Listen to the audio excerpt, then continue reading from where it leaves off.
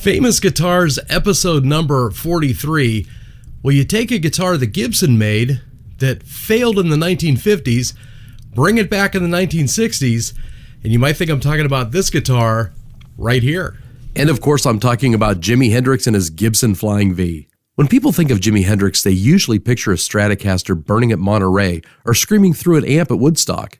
But there's another guitar that became just as legendary in his hands, the Gibson Flying V. By the late 1960s, Hendrix was already redefining what the electric guitar could do. He wasn't just playing notes, he was sculpting sound. And the Flying V, with its sharp futuristic shape and powerful tone, matched his larger-than-life presence perfectly. Hendrix owned two Gibson Flying Vs, both from 1967. One was a natural Carina finish, and the other, his most famous, was painted black, with a striking white pickguard. The black Flying V would become one of the most closely associated with him, especially toward the end of his career. Unlike many artists, Hendrix didn't heavily modify his guitars electronically. His Flying Vs were mostly stock loaded with PAF-style humbuckers, which delivered a thicker, heavier tone than his Stratocasters. What really changed the sound wasn't the guitar, it was Hendrix himself. His use of high-gain amps, fuzz pedals, wah-wahs, feedback, and controlled distortion pushed the Flying V into uncharted sonic territory. One small but important detail, Hendrix was left-handed, yet he often played right-handed guitars flipped upside down. On the Flying V, this meant the body shape actually worked in his favor. The V's symmetry made it more comfortable to reverse than many other guitars, and it gave him easier access to the upper frets, perfect for his soaring solos. The Flying V became famous largely because of where and when Hendrix played it. One of its most iconic appearances was at the Isle of Wight Festival in August of 1970. Dressed in flower white outfit, Hendrix took the stage with the black Flying V and delivered a blistering performance, which would become one of the last major shows of his life. The image of Hendrix silhouetted against the stage lights with that sharp V guitar is permanently etched in rock history. He also used the Flying V during European tours and late-era performances when his music was becoming heavier, more experimental, and more improvisational. The humbuckers helped him achieve a thicker, more aggressive sound, perfect for extended jams and cosmic blues explorations. So what exactly made Jimi Hendrix's Gibson Flying V famous? First, timing. The V was originally a commercial failure. When Gibson released it in the late 50s, Hendrix brought it back into the spotlight at the exact moment rock music was evolving into something louder, bolder, and more theatrical. Second was the visual impact. Hendrix didn't just play guitar, he performed. The Flying V looked radical, futuristic, and rebellious, mirroring the music he was creating. It looked like no other instrument on stage. And finally, legacy. Hendrix proved the Flying V wasn't just a novelty, it was a serious rock machine. After him, players like Albert King, Michael Schenker, Paul Stanley, and countless other hard rock metal guitarists embraced the V as a symbol of power and freedom. In the end, Hendrix didn't make the Flying V famous because of mods or gimmicks. He made it famous because when Jimi Hendrix picked it up, the guitar became an extension of his imagination. And that's why the Gibson Flying V will forever be a part of the Hendrix legend. And there you are. There's your Famous Guitars, episode number 43, Jimi Hendrix Gibson Flying V. And like, share, and follow for more famous guitars.